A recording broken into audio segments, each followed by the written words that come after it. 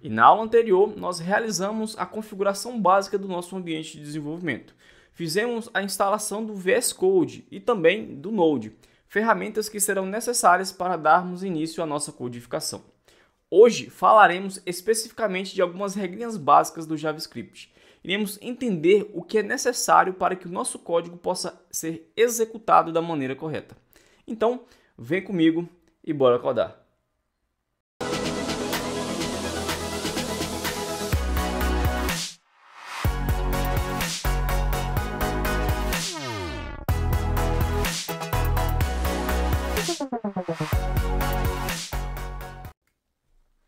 Muito bem, pessoal, estamos com o nosso VS Code aqui aberto. E para darmos início à nossa aula, nós precisamos criar um arquivo referente ao conteúdo que será apresentado hoje, ok? E para isso, eu vou aqui no meu explorador, eu vou adicionar um novo arquivo. Eu vou chamar ele de index.js. E tem que ser especificamente .js, porque estamos trabalhando com a linguagem JavaScript. Caso fosse uma outra linguagem, a extensão do arquivo seria diferente, ok? Então, teclando Enter aqui, o meu arquivo já é criado.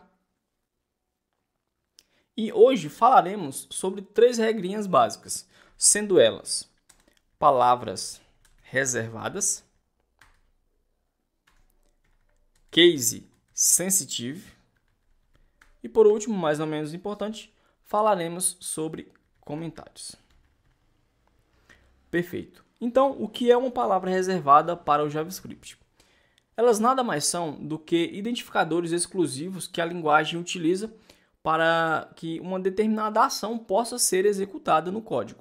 Ou seja, se hoje quisermos criar uma variável, nós utilizaremos um identificador específico para aquela finalidade, sendo ela, nesse caso, o let.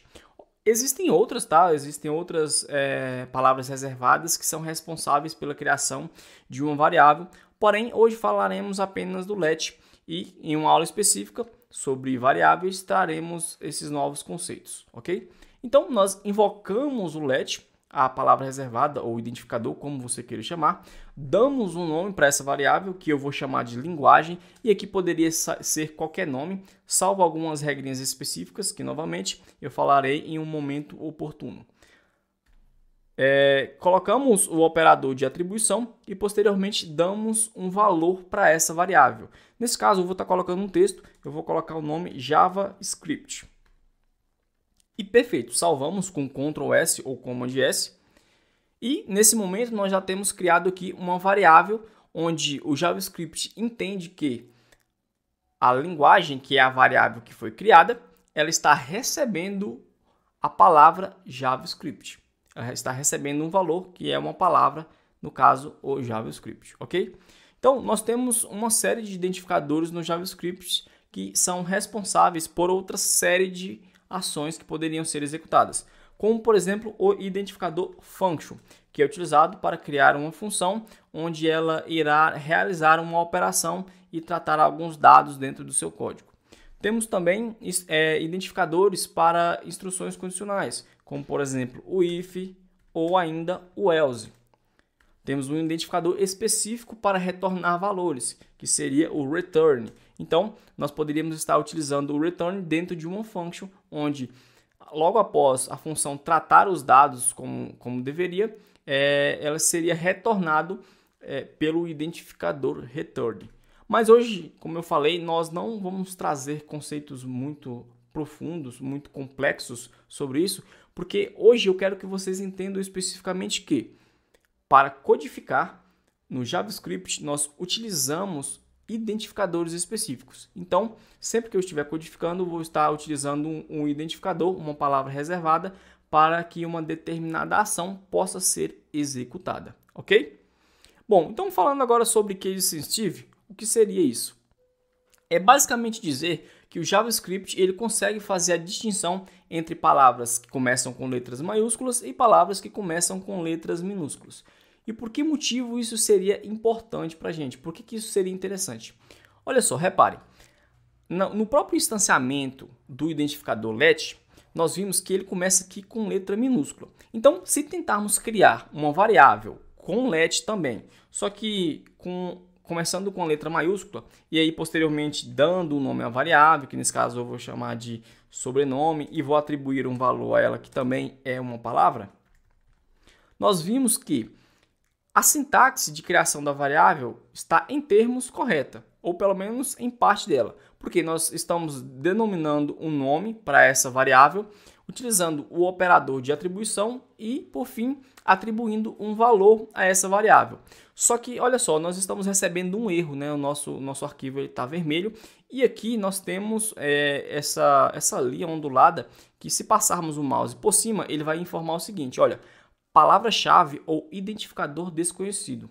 Você quis dizer let, só que nesse caso com letra maiúscula.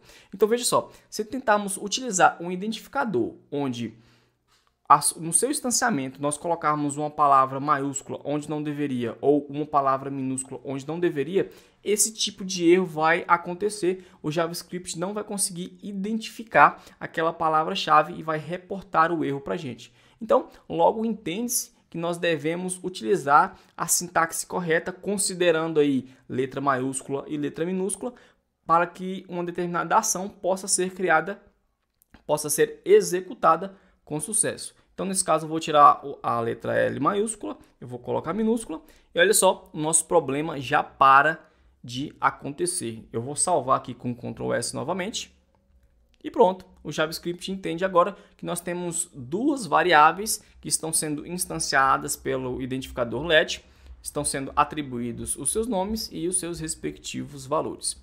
Outra coisa interessante sobre o Case Sensitive é que na criação de variáveis, veja só, eu poderia criar uma outra variável que tivesse o mesmo significado da anterior, inclusive o mesmo valor, só que ainda assim ser considerada uma variável distinta.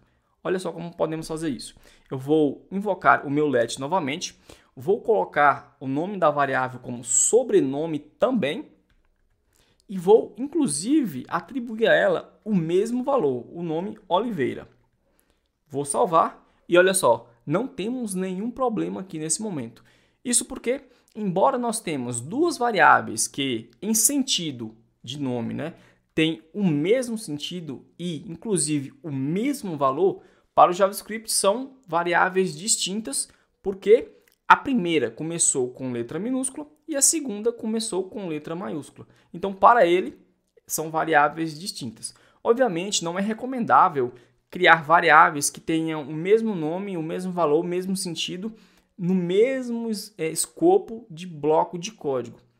Se isso ficou um pouco confuso para você, não se preocupe, nós vamos falar sobre escopo posteriormente e vocês vão entender melhor esse conceito. Mas a princípio, atente-se que não é interessante para nós criarmos variáveis que tenham o mesmo nome, o mesmo significado, o mesmo sentido em um determinado arquivo de código, ok? Bom, então falando sobre comentários agora, né? Já que vimos um pouco sobre palavras reservadas e sobre case sensitive. Como podemos utilizar um comentário no JavaScript? Basicamente, nós já estamos utilizando, né? Que é de acordo com a utilização das duas barras. Então, nós temos o comentário em linha, que é o que já está acontecendo aqui, e para isso eu utilizo barra, e tudo que vier após naquela mesma linha será considerada um comentário, ou seja, não será um código executável. Então, se eu pegar essa variável aqui, eu vou recortar ela e vou colar ela aqui na minha linha de comentário. Veja só, ela já ficou cinza e ela não é considerada mais como um código executável. Obviamente, eu poderia remover essas duas barras e aí o meu código voltaria a ser executável. Salvando aqui, fica perfeito, nós não temos nenhum erro. Mas eu vou deixar comentada justamente porque nós temos um outro tipo de comentário, sendo ele o comentário em bloco de código. Então, no comentário em linha nós utilizamos barra, no comentário em bloco de código nós vamos utilizar uma sintaxe diferente. Nós teremos que ter uma sintaxe de abertura, uma expressão de abertura e uma expressão de fechamento, sendo a de abertura a seguinte: a barra e logo após a utilização de um asterisco. Então, veja só, nós abrimos uma expressão de comentário, só que nós ainda não a fechamos. E ele já reporta aqui para a gente que algo é esperado. No caso, a expressão de fechamento. E ela seria o inverso da expressão de abertura. Então, se nós abrimos com barra e asterisco, nós vamos fechar com asterisco e barra. E aí, perfeito, eu posso inclusive dar uma quebra de linha aqui e tudo que eu colocar entre a expressão de abertura e a expressão de fechamento será considerado aí um comentário e ele não será executado, ok? Eu vou só dar uma indentada aqui para que isso possa ficar mais legível. E perfeito, tudo que tiver aqui dentro será considerado um comentário e não um código executável. E nesse vídeo nós vimos algumas regrinhas básicas que regem a sintaxe do JavaScript. Então, se de alguma forma esse vídeo foi útil para você, já deixa aquele like e se inscreve no canal. Eu sou Júnior Oliveira e até o próximo vídeo.